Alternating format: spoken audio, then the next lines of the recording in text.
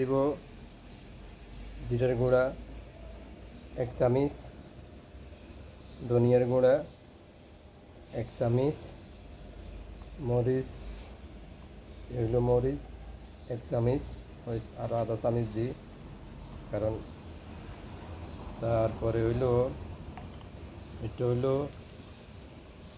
মিক্সের মশলা, গরম মশলা, আর এটা হইলো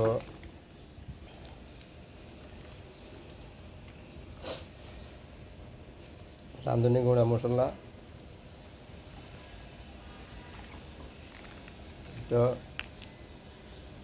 এটা বেশি পড়ে গেছে।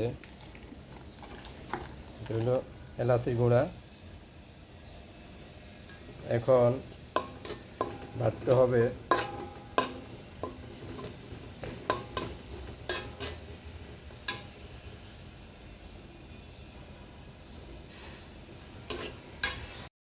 দুইটা দিয়ে দিব তরকারির সাথে, ডাউলের সাথে।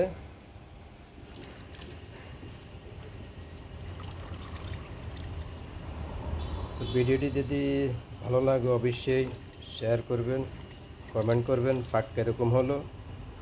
আসলে আমি ব্যাচেলার মানুষ, দেওয়া শেষ, এখন একটু লাইটা দিব। আমি ব্যাচেলার মানুষ, নিজে পাকাই নিজে খাই। তবে যে আমার পাক খাইছে মানে সবাই, আমি তরকারি রানলে আমার পাতিল খালি হয়ে যায়, তখন আমার মিস্ত্রিরা বলে ভাই আপনার পাক এত মানে কীভাবে পাকান একটু শিখিয়ে দেন।